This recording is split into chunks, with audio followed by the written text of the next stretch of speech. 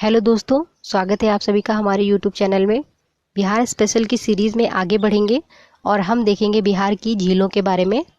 तो दोस्तों, हम देखते हैं कि बिहार के मैदानी भागों में अनेक प्राकृतिक झीलें पाई जाती हैं। बिहार के जो उत्तरी भाग हैं वहाँ से गंगा के मैदान में निम्न ढाल के कारण, जो गंगा का मैदान है वहाँ पे ढाल अत्यंत निम्न है। इसके बारे में पहले भी हमने चर्चा की थी। उसी के कारण इसका जो बहाव होता है वो मंद हो जाता है, जिस वजह से नदी अपने साथ बहकर जो अवसाद लाती है उसी के स्थान पर निक्षेपित कर देती है। तो अवसाद वहीं पे निक्षेपित होते रहते हैं, जिसकी वजह से विसर्पाकार आकृति का निर्माण होने लगता है।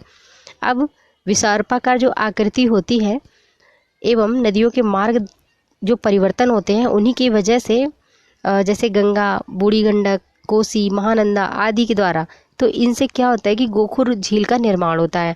अब अगर हम देखें कि ये नदी है कोई और ये इस प्रकार से आ रही है, अपने साथ में काफ़ी सारे अवसाद भी लेके आ रही है, तो कई बार ये बहुत ऊपर तक भी चला जाता है इसका पानी, और फिर ये जो अवसाद होते हैं, जो गाद होती है, मिट्टी होती है, वो जमा होती जाती है। फिर क्या होता है कि ये तो सीधी निकल जाती है, मगर ये अपने साथ में विसर्प की आकृति जो है छोड़ती चली जाती है। फिर यहाँ पे चापाकार गोखुर झील का निर्माण हो जाता है, जिन्हें हम बिहार में झीलें कहते हैं। इसके अलावा इनके और अन्य नाम हैं। उत्तरी बिहार के मैदान में जो पाई जाने वाली मुख्य झीलें हैं, जिनमें कांवर झील, कुशेश्वर झील, गोगा झील या गोगा चाप भी कहते हैं, फिर सिमरी बख्तियारपुर झील। साथ में अगर देखें तो बिहार में झीलनुमा जलमग्न जो क्षेत्र होते हैं उन्हें हम टाल, चौर या मन के नाम से भी जानते हैं। तो ये जलमग्न क्षेत्र जो है इन्हें हम वेटलैंड कहते हैं। और बिहार की जो प्रमुख झीलें हैं उनके बारे में हमने बात की और आगे हम देख रहे हैं। अच्छा दोस्तों, एक महत्वपूर्ण क्वेश्चन है जो करंट अफेयर से जुड़ा हुआ है, जिसमें कांवर झील के बारे में बात करें जो बेगूसराय में स्थित है। तो इसको देखें तो ये हमारा बिहार का एक वेटलैंड के नाम पे दर्ज किया गया है। तो अब अगर हम बात कर लें कि भारत में टोटल वेटलैंड्स की संख्या कितनी हो गई है, तो 39 हो गई है। ठीक है, 39 वेटलैंड्स हैं इस समय इंडिया में। और बिहार से कौन सा है, तो कांवर झील हो गया। चलिए दोस्तों, आगे बढ़ते हैं। यहाँ हम देखते हैं तो कांवर झील किस जिले में स्थित है। साधारण सा प्रश्न इसी प्रकार से बनेगा। तो यहाँ हम देख लें तो कौन सी झील किस जिले में लोकेटेड है, इससे प्रश्न जरूर बनते हैं। कांवर झील किस जिले से लोकेटेड है, तो बेगूसराय जिले से। और इसके बाद देखें तो ये एशिया की सबसे बड़ी गोखुर झील भी है। गोखुर झील के बारे में बात की थी अभी। और इसका निर्माण कैसे हुआ, तो बूढ़ी गंडक के जो भी इनके अवसाद रहते हैं उनसे, और शीत ऋतु में साइबेरिया के काफ़ी सारे प्रवासी पक्षी भी यहाँ पे आते हैं। ठीक है, और शोध कार्य के लिए अगर देखें तो बर्ड बैंडिंग एक स्टेशन यहाँ पे स्थापित किया गया है। प्रश्न अगर आ जाए कि बर्ड बैंडिंग स्टेशन किस झील में स्थापित किया गया है, तो कांवर झील में या फिर जगतपुर झील में या फिर कुशेश्वर झील में, तो आप कौन सा आंसर टिक करेंगे, तो कांवर झील टिक करेंगे।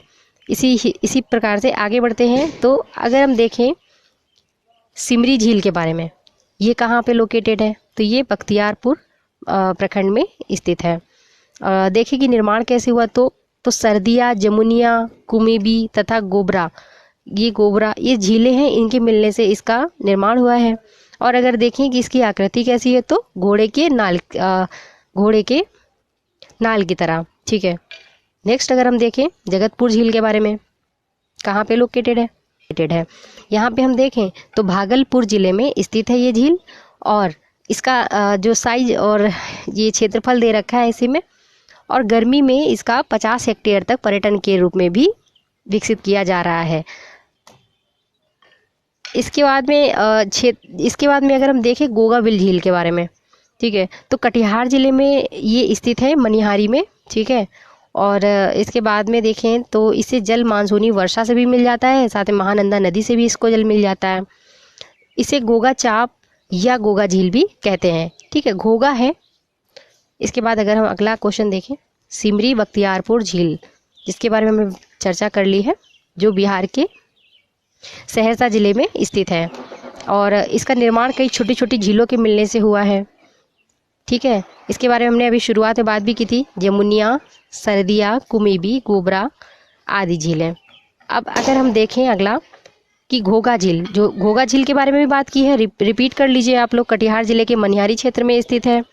इसके बाद में कुशेश्वर स्थान झील, ये दरभंगा में स्थित है। ठीक है, तो हमने काफ़ी सारी झीलों के बारे में बात कर ली है, इनमें से सिर्फ एक प्रश्न बनता है। ठीक है, तो बारिश की वजह से इस झील का जो है अत्यधिक विस्तार हो जाता है। साथ में इसी झील में कमला, करे, ये सारी नदियों का जल एकत्रित हो जाता है।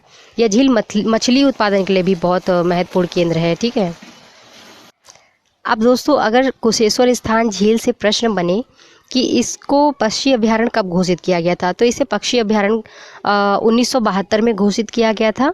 ठीक है, तो इसके बारे में हमने देख लिया। अब दोस्तों इसी प्रकार से प्रश्न बनेंगे कि बर्ड बैंडिंग स्टेशन किस झील में स्थित है। ठीक है, और इसके बाद में किस झील को अभी हाल ही में वेटलैंड घोषित किया गया है, इस प्रकार से प्रश्न बनेंगे। हमने महत्वपूर्ण झीलों को देख लिया है। ठीक है दोस्तों, चलिए मिलते हैं आपसे अगले वीडियो में, तब तक बने रहिए हमारे साथ। जय हिंद।